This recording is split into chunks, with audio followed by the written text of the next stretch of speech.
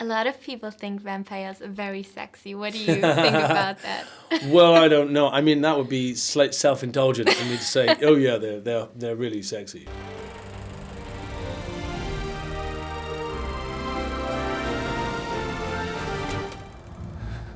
Sometimes the world no longer needs a hero. Sometimes what it needs is a monster. Luke, what makes Dracula Untold different from other Dracula movies? Well, the clue is in the title. It's the untold story of the origins of the very famous literary vampire that we know from Bram Stoker. It's about the man, it's about the human that actually walked this earth in the 1400s, a man called Vlad Tepes, who was very famously known as Vlad the Impaler. And so that's where we start the story. You meet this man and you see him as a father and a husband who loves his family and is respected by his people and revered by his enemies. And, you know, you see his journey and the steps he has to take to safeguard his people. And it all doesn't turn out as perfectly as planned, but that's where the story begins. And so, yeah, that's what makes it different. It's not the Dracula that most people would assume it would be. Was this your first contact with vampires? My first contact with Yes, yeah. I almost played a vampire in a very early on in my career, but the film never got made. And so, yeah, but I almost was a vampire a long time ago. Did you ever dress up as one?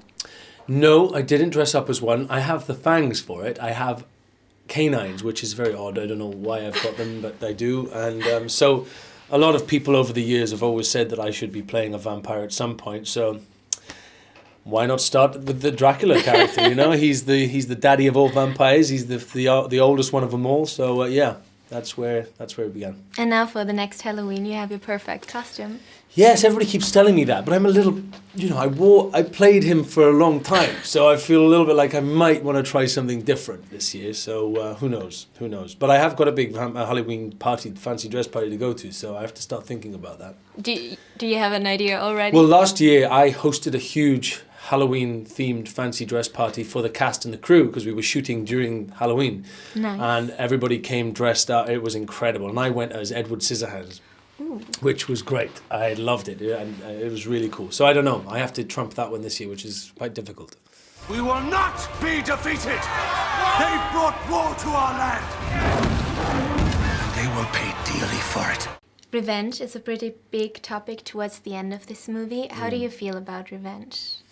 Well, sometimes it's warranted. Sometimes, you know, revenge is necessary. Sometimes it's not. But I think in this story, he has a lot to feel revenge for, and yeah, it's a very tragic story. Actually, it's a very lonely story for a man who starts off trying to do the right thing, and decisions he makes and sacrifices he makes turns the story and his life and his journey into a very different outcome. So, yeah.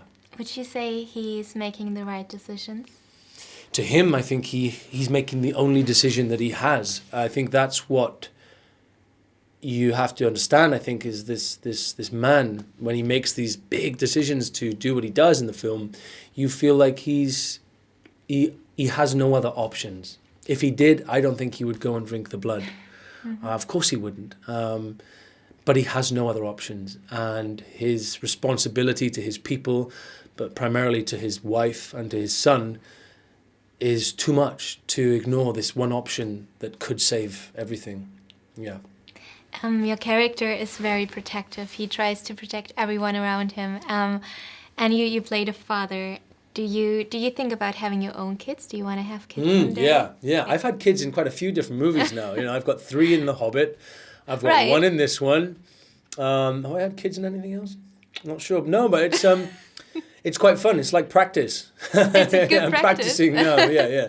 But no, I'd love to have lots of children actually. Yeah. Yeah. I'm an only child, so I've always thought I'd like to have like a load of kids. So a load is like 10? No. I hope not. Not 10. No, I don't earn enough money to cope with 10. Maybe 4 or 5. Maybe that's enough. I think in this day and age. You think you know the story of Dracula? You, Helen, know I idea. Do you like this vampire genre? Are you into vampire movies?